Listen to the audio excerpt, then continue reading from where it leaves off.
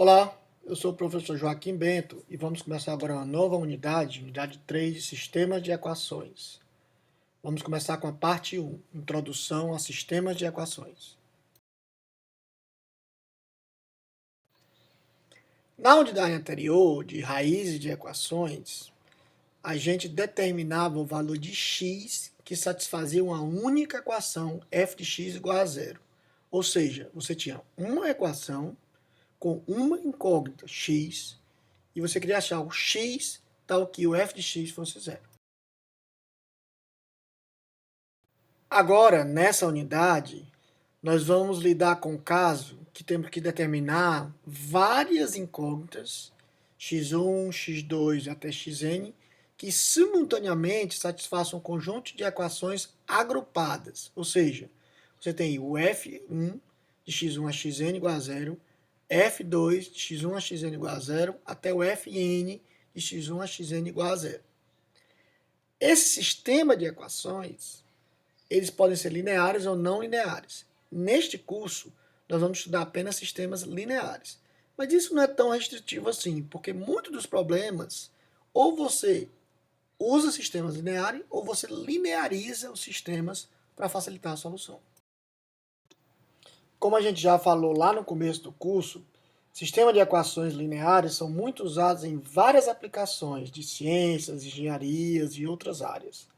Por exemplo, suponha esse circuito elétrico que contém várias resistências e uma única fonte de força, uma bateria, como mostra essa figura abaixo. Usando então as leis de Kirchhoff e Ohm, como já a maioria de vocês provavelmente já aprendeu, nós podemos escrever um sistema de equações lineares que governam esse circuito, onde o x1, x2, x3 e x4 são as correntes nas malhas no circuito, como está mostrado na figura, que é o que se deseja obter. Bom, então de uma forma geral, se você tiver um sistema linear com m equações e n variáveis, ele é escrito da forma mostrada, ou seja, você tem o A11x1 mais o A12x2 mais etc. até A1nxn igual a B1 na primeira linha, o A21x1, o A22x2 até o A2nxn igual a B2, e assim sucessivamente até a última equação, AM1x1, AM2x2, etc, etc, etc, até AMNxn igual a BM. Note que os A's, os A e J, são os coeficientes, onde o primeiro índice I vai de 1 a M, e o segundo índice J vai de 1 a N, onde são dados pelas linhas e pelas colunas. Por exemplo, o índice A21 é da segunda linha, primeira coluna. Já o XJ são as variáveis, as incógnitas, onde o J vai de 1 a N, x1, x2 até xn. E o BI são as constantes, os termos independentes, onde o I vai de 1 a M no número de equações. Então, a resolução de um sistema linear consiste em calcular os valores de xj, com j de 1 a n, caso eles existam, né? Nós vamos discutir um pouco mais isso adiante, que satisfaçam as n equações do sistema simultaneamente. Bom, mas muitas vezes, principalmente computacionalmente, você trabalha com a notação matricial. Então, a notação matricial é A, matriz A, vezes o vetor x igual ao vetor b, onde a matriz A é chamada de matriz dos coeficientes, formada pelos coeficientes A11, A12 até A1n na primeira linha, etc. O x é o vetor das variáveis, que é x1, x2 até xn, e o b é o vetor constante, ou dos termos independentes, que é b1, b2 até bm. Então, você poderia chamar de x asterisco o vetor solução para o sistema, e x barra é uma solução aproximada para esse sistema. Mais adiante, nós vamos ver que isso em métodos numéricos, cálculo numérico, muitas vezes você usa uma solução aproximada. No caso, então, do circuito elétrico, que a gente olhou lá, você pode pegar o mesmo sistema elétrico dado naquela forma do sistema, e colocar na forma matricial, onde a matriz A é dada por esses termos, o vetor x é dado por x1 a x4, e o vetor b é de 300, 0, 0, 0. Então, se você pegar o sistema que estava lá e comparar com essa notação matricial, se você fizer ax igual a b, vai dar exatamente o sistema que você tinha anteriormente.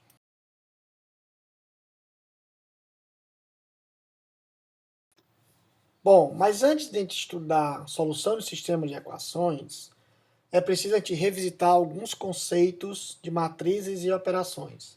Coisas de álgebra linear, mas no caso aqui bem simples, só o que a gente realmente vai precisar. Bom, matriz é um conjunto de elementos dispostos numa forma retangular, que podem ser números reais ou complexos, expressões matemáticas, etc. Já uma operação matricial é qualquer operação realizada por matrizes. Por exemplo, uma adição, multiplicação, transposta, inversa, etc.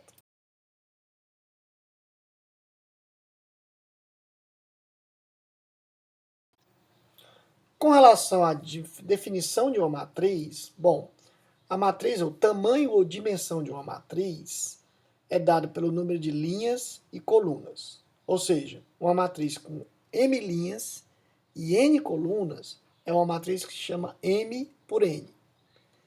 Se o M for igual a N, essa matriz é quadrada de ordem M ou de ordem N. Então a figura aí mostra um exemplo da matriz A.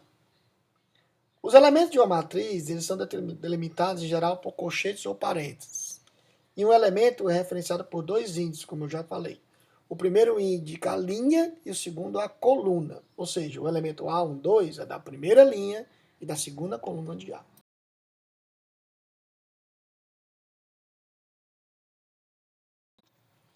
Existem algumas matrizes com determinados formatos e elementos com nomes especiais. Por exemplo, a matriz coluna ou vetor coluna é uma matriz de tamanho n por 1, como está mostrado aí na figura.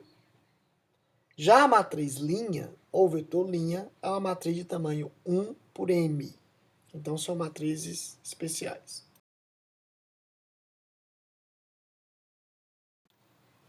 Ainda sobre tipos de matrizes especiais, a matriz diagonal é uma matriz onde todos os elementos fora da diagonal principal são nulos.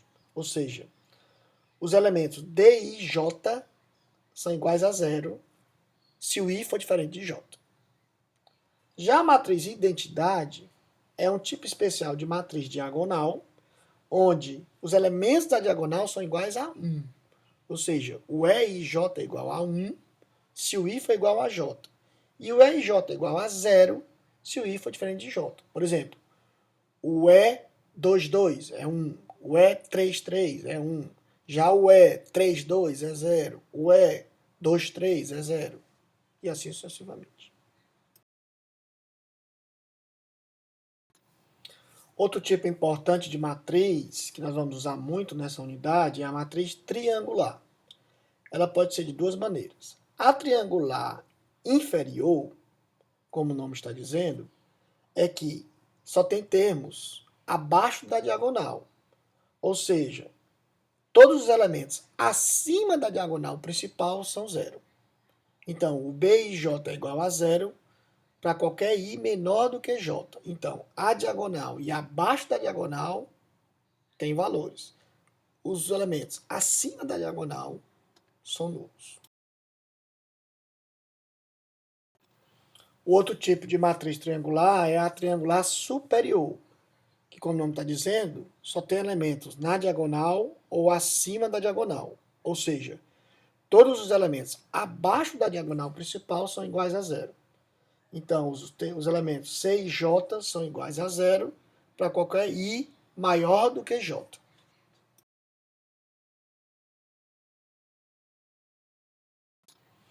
Outros tipos de matriz importantes que nós vamos também usar é a chamada matriz densa.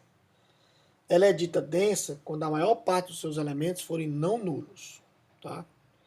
A matriz esparsa é o contrário. A maioria dos elementos é igual a zero. E a matriz simétrica é quando há uma simetria dos elementos em relação à diagonal principal.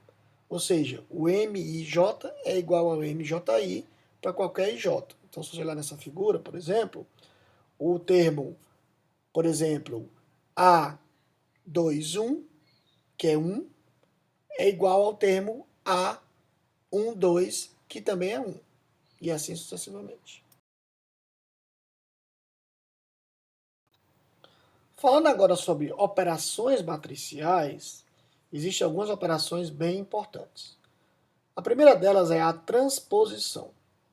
Então, a transposta de uma matriz A, que a gente representa por AT, é uma matriz obtida trocando as suas linhas por suas colunas. Ou seja, de modo que a linha I torne-se a coluna I e a coluna J torne-se a linha J. Então, se você olhar esse exemplo, você tem uma matriz A, que é uma matriz 4 por 3. A transposta dela vira uma matriz 3 por 4, onde, por exemplo, a primeira linha 520 vira a primeira coluna da transposta 520 e assim sucessivamente.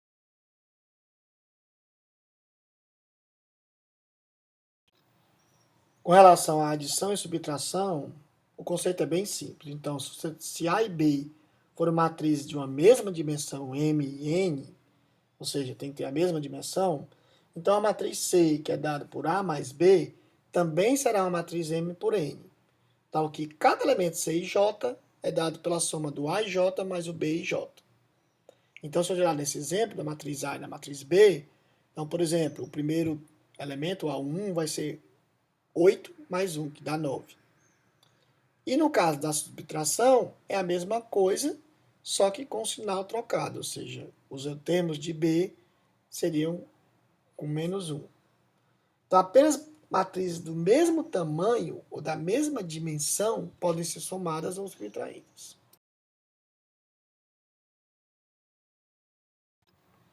Já a multiplicação é um pouquinho mais complexo e tem alguns casos, algumas situações. A primeira situação é o produto de uma matriz A por um escalar K.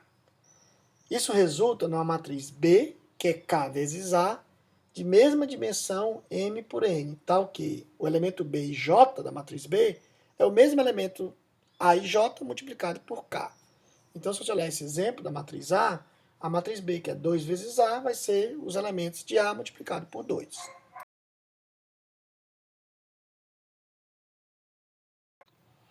Já se você for fazer a multiplicação de duas matrizes, ou seja, o produto de uma matriz A, M por P, por uma matriz B, P por N, resulta da matriz C, que é a multiplicação de A vezes B, por M por N. Ou seja, as colunas de A, P, tem que ser igual às linhas de B, P, para que dê a solução. Ou seja, o C e J vai ser um somatório de I a P, de A e K, BKJ, com o I de 1 a M e o J de 1 a N.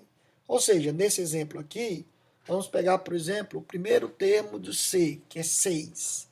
Ele vai ser dado pela primeira linha de A vezes a primeira coluna de B, ou seja, 2 vezes 1, mais 1 vezes 4, mais 0 vezes 3, que dá exatamente o 6.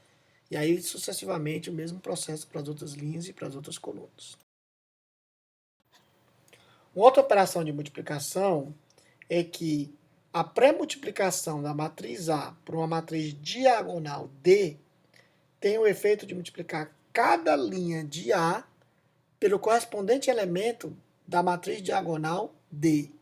Então, por exemplo, nesse exemplo, você tem a matriz diagonal D, 3 por 3, e a matriz A também 3 por 3. Se você for olhar o resultado, você vai ver o quê? Que a primeira linha é multiplicada por D11, a segunda por D22 e a terceira por D33. Por que isso é importante? Porque suponha que você tem uma matriz A muito grande, 1 milhão por 1 milhão, multiplicado por uma matriz diagonal. Você não precisa fazer aquela multiplicação da maneira convencional. Basta você pegar os elementos da diagonal e multiplicar direto os termos de A. A mesma ideia vale para a pós-multiplicação, ou seja, a pós-multiplicação de uma matriz A por uma matriz diagonal D tem o efeito de multiplicar cada coluna de A pelo correspondente elemento da matriz diagonal D. Ou seja, agora eu tenho a matriz A e a matriz D é pós-multiplicada. Então você pega a matriz A e vai multiplicando as colunas. A primeira coluna por D, 1, a segunda coluna por D, 2, 2, a terceira coluna por D, 3, 3. Também é importante, primeiro, o princípio de que você pode ter uma matriz A muito grande. Note que, normalmente, o A vezes B é diferente do B vezes A, ou seja, não é uma operação comutativa.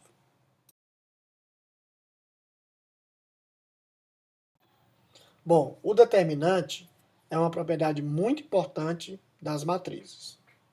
Então, uma matriz quadrada de ordem n tem um número associado a ela, que é denominado de determinante.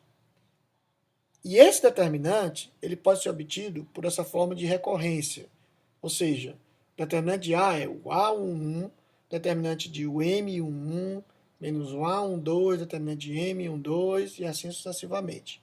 Onde esse M e J é a matriz de ordem n-1, ou seja, de ordem inferior, resultante da operação de remoção da linha I e da coluna J da matriz A.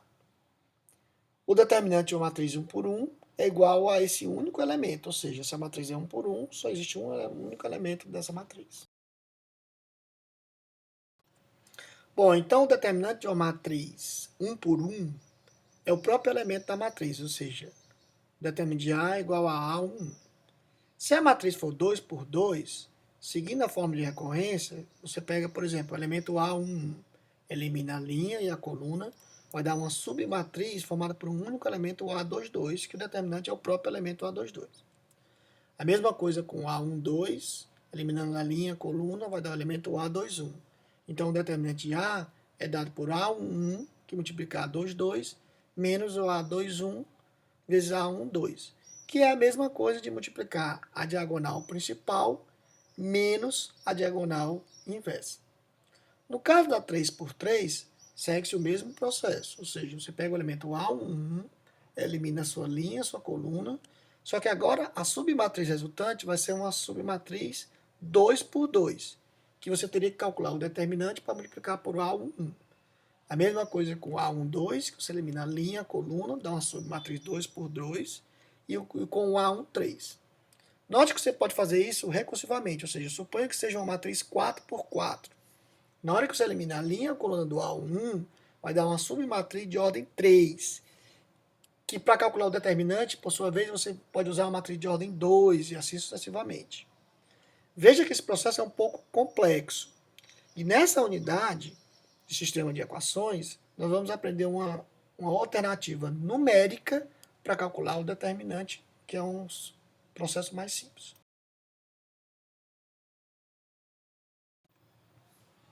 E o determinante, se ele é igual a zero, a matriz A é dita singular, ou seja, muitas vezes você não tem solução para vários problemas. Já se o determinante é diferente de zero, a matriz A é dita não singular, que em geral é o que nos interessa. Ou seja, nesse exemplo aí, da matriz A, o determinante de A é 6, que é 2 vezes 5 menos 4 vezes 1, e essa matriz então é dita não singular. Então, se você for fazer o exercício dessa matriz calculando o determinante, então você vai ver que o determinante dá menos 8. Use aquela fórmula de recorrência que foi explicada nos slides anteriores. Ainda sobre operações matriciais, um conceito muito importante é sobre linearmente dependente ou linearmente independente posto. Então, uma sequência de vetores V1, V2 até Vn é dita linearmente dependente se existirem escalares x1, x2 até xn não nulos, onde x1 vezes V1 mais x2 vezes V2 mais etc. xn vezes Vn igual a zero. Agora, se essa igualdade mostrada só se verificar com xi de 1 a n iguais a zero, então Esses vetores V1, V2, Vn são linearmente independentes. Ou seja, a única condição para que isso seja zero é se o xi fosse zero. Então, o posto de uma matriz A, ou seja, uma matriz AM por N, chamado de posto de A, é o número máximo de vetores linhas ou colunas de A linearmente independentes. Então, o posto de A é menor ou igual ao mínimo de MN.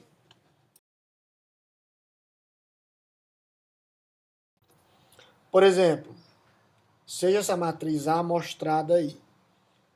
Se você olhar bem, a linha 2 e a linha 4 da matriz A, elas podem ser obtidas a partir da linha 1 e da linha 3, por uma combinação linear. Ou seja, a linha 2 é a linha 1 mais a linha 3. E a linha 4 é 2 vezes a linha 1 menos a linha 3.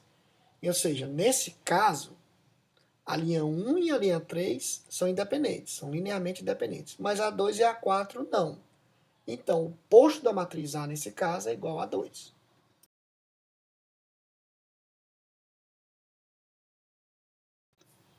Já o traço, no caso, o traço de uma matriz quadrada A é a soma de todos os elementos da sua diagonal principal. Então é bem simples, ou seja, é o somatório de 1 a n de A e I. Então, por exemplo, nessa matriz aí, o traço é 5 mais 3 mais 9, que dá 17. Bom, a inversa, que também é outra matriz muito importante, a inversa de uma matriz quadrada de ordem n, ela é representada por A menos 1, e é definida de tal maneira que a matriz A multiplicada pela sua inversa é igual a sua inversa multiplicada por A, que é igual a matriz identidade de ordem n. Ou seja, se eu tiver uma matriz 3 por 3, você vai ter uma matriz A 3 por 3, uma inversa 3 por 3, a multiplicação delas vai dar uma identidade 3 por 3. Nesse caso, a lei comutativa existe para o produto de uma matriz pela sua inversa, ou seja, tanto faz multiplicar antes ou depois, que vai dar a identidade.